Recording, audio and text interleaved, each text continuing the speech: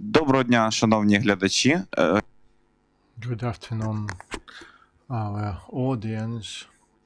We start our activities today, and I'm announcing the start of the press conference of OHCHR, their thematic report. I would like to give the floor to Matilda Bogner, the head of the Monitoring Mission on Human Rights. Gentlemen, on behalf of the United Nations Human Rights Monitoring Mission in Ukraine, I would like to welcome those present here today and those joining us online. Today we are launching our second thematic report on civic space and fundamental freedoms, which covers the period from the 1st of November 2019 to the 31st of October 2021. In territory controlled by the government, territory controlled by the self-proclaimed republics in Lugansk People's Republic and Donetsk People's Republic, and the Autonomous Republic of Crimea and the city of Sevastopol, currently occupied by the Russian Federation. The report is based on information collected by OHCHR through interviews with victims and witnesses of human rights violations, direct observation, including trial and assembly monitoring, analysis of corroborating information confidentially shared with OHCHR, official records, including court documents, open source documents and video, photo and audio materials, and other relevant and reliable data. Our office is concerned about restrictions on the free expression of critical and unpopular opinions, on participation in peaceful assemblies, on sensitive topics, and safety of human rights defenders in Ukraine. During the reporting period, political and legislative developments in government-controlled territory resulted in restrictions on civic space. The attacks against opposition political parties, their members and staff increased before and after the 2020 local elections, negatively affecting the rights to freedom of opinion and expression, peaceful assembly and association, and the right to participate. Similarly, in January and February 2021, a wave of threats, intimidation, property damage, and in one case, physical violence, followed the entry into force of amendments to the state language legislation in the service sector. Targeting those who criticized these measures, government sanctions that led to the closure of television channels and online media outlets were not in line with international law on freedom of expression and have limited public access to information and undermined critical journalism. Of particular concern in government-controlled territory is the lack of accountability for perpetrators who resort to violence and threats targeting human rights defenders, media workers, and individuals who express opinions online or attempt to participate in policy making. The authorities' failure in most cases to protect members of civil society from attacks and to hold the perpetrators accountable contributes to an environment in which there is self-censorship, a narrowing of civic space, and curtailment of pluralism. OHCHR documented 29 incidents targeting journalists, media professionals, bloggers, and individuals expressing opinions critical of the authorities or government policies. In 22 of these cases, perpetrators resorted to violence, while other cases involved threats, incitement to violence, online smear campaigns, and intentional damage to property. The attacks that OHCHR recorded in 2020 and 2021 mainly targeted investigative journalists and media workers covering political topics such as corruption and implementation of COVID-19 restrictions. There were also attacks against individuals expressing opinions on political matters or criticizing mainstream narratives. In most cases, perpetrators were not held to account, contributing to a sense of impunity and fueling further attacks. While we recognize that the government has made some efforts to improve the situation, more efforts are needed in order to ensure justice. Turning to the issue of human rights defenders, During the reporting period, OHCHR documented 14 incidents, including attacks, threats, and intimidation, targeting 18 human rights defenders, including 10 women and 8 men, who work on women's rights, gender equality, LGBTI rights, anti-corruption, and environmental issues, particularly those in the regions. In only one of these incidents, the authorities identified and prosecuted the perpetrators. The lack of accountability for such attacks discourages participation in public affairs and civic activism.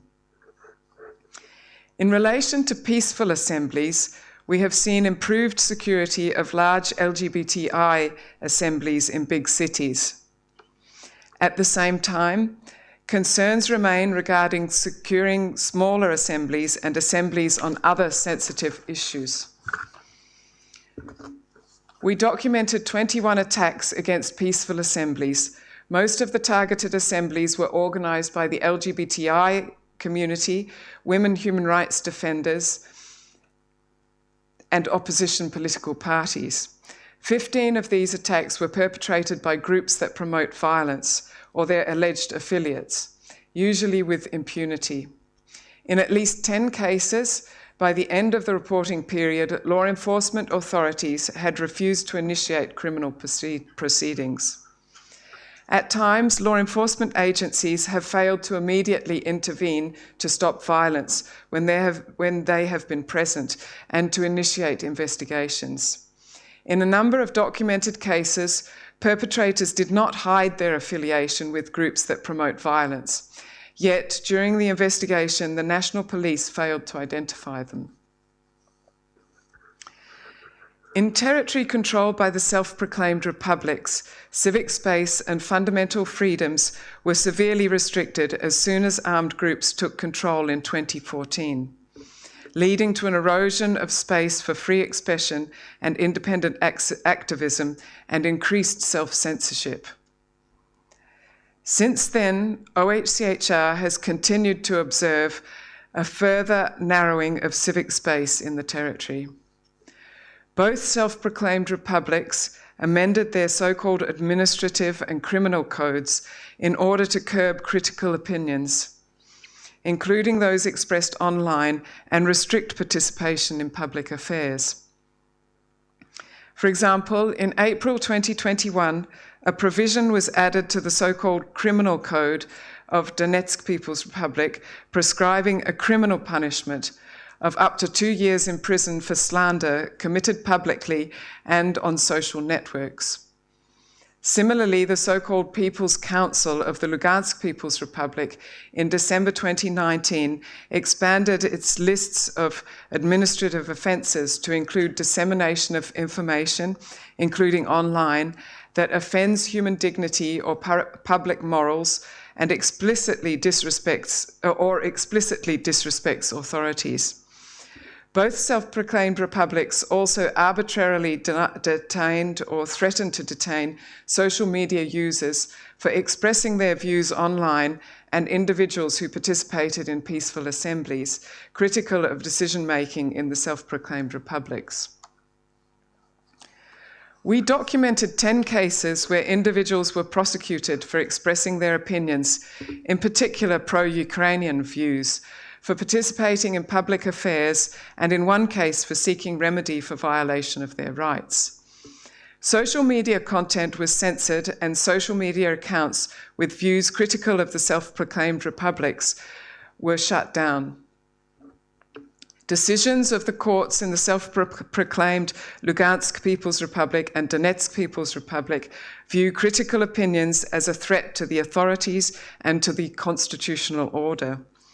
In November 2019, the so-called Ministry of State Security of Lugansk People's Republic detained an entrepreneur from Lugansk for publicly expressing his pro-Ukrainian views. He was held incommunicado for 3 days and later sentenced to 13.5 years in prison for high treason. Many human rights defenders left the territory controlled by the armed groups after the start of the armed conflict in 2014, having faced reprisal for their work.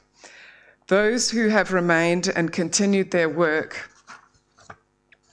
experience a high degree of insecurity, in particular women human rights defenders working to support domestic violence survivors.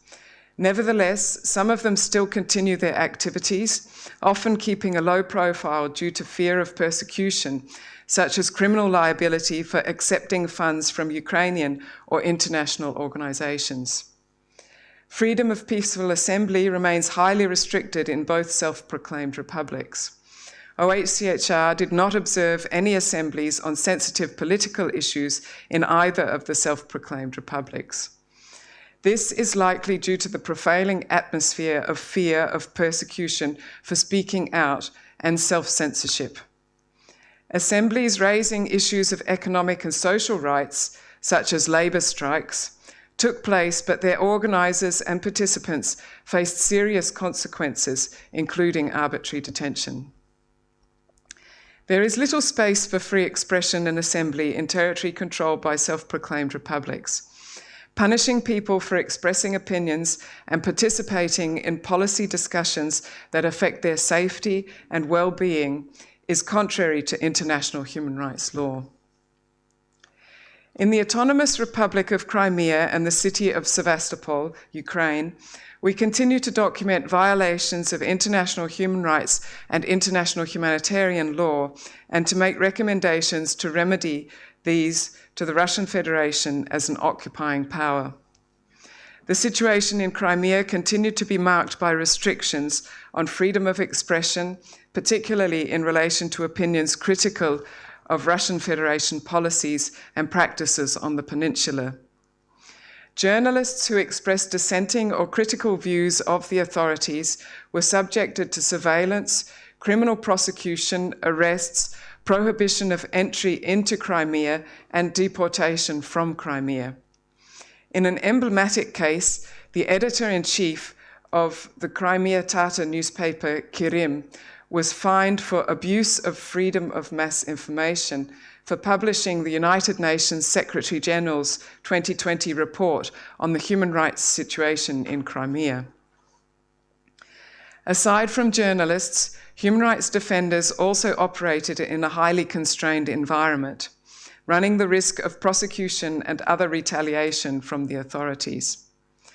OHCHR is particularly concerned about cases of harassment of lawyers defending clients in high-profile cases and subjecting them to administrative sanctions, negatively affecting the proper discharge of their professional duties.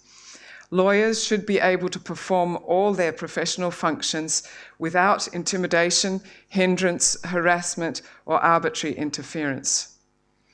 The expression of dissenting political or alternative views through participation in public assemblies continued to be curtailed in Crimea. In particular, freedom of peaceful assembly was undermined by the blanket obligation to seek prior authorization from the occupation authorities before holding an assembly or face prosecution. In addition, law enforcement agencies routinely issued written warnings to stop potential participants from joining assemblies. Freedom of association was also subject to unjustified and disproportionate restrictions. Groups and associations perceived as opposing the occupation of Crimea or Russian Federation policies, such as the Medjlis and Crimean Solidarity, came under scrutiny by law enforcement authorities and faced interference with their activities. During the reporting period, leaders of the Crimean Tatar community with strong affiliations to the Medjlis faced prosecution in Crimea, and the Medjlis itself continues to be labelled as an extremist organisation, despite the 2017 order of the International Court of Justice, which requested the Russian Federation to refrain from imposing such limitations. Separately, members of the civic group Crimean Solidarity complained to OHCHR of threats and pressure by law enforcement authorities on landlords to refuse to rent facilities to Crimean Solidarity to conduct meetings.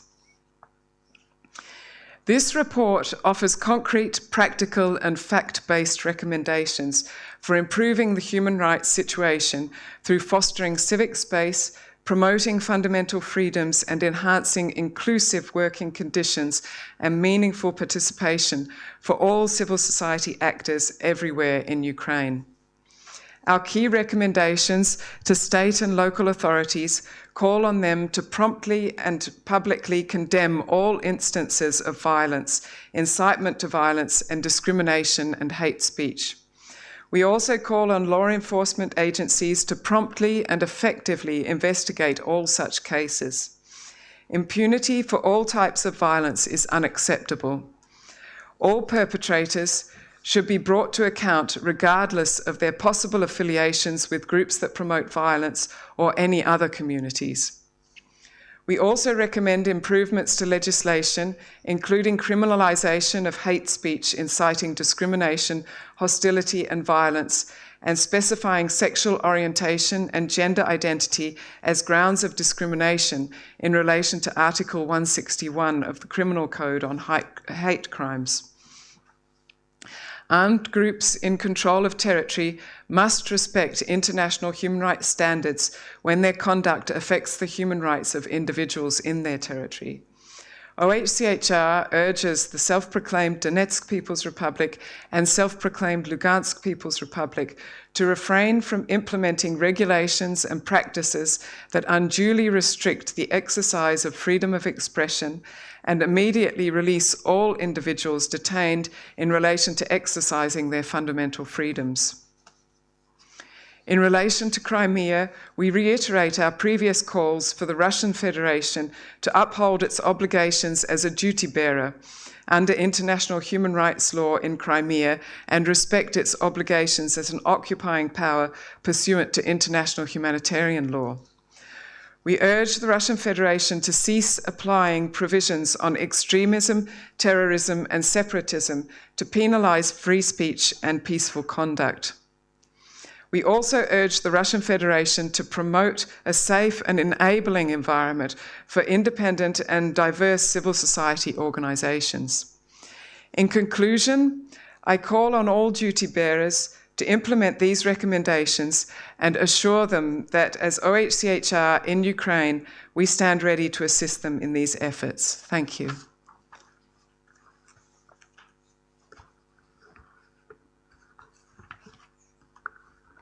Дуже дякую за Thank you very much for your report. Do we have any questions? We don't. Thank you. Вопросов нету, да?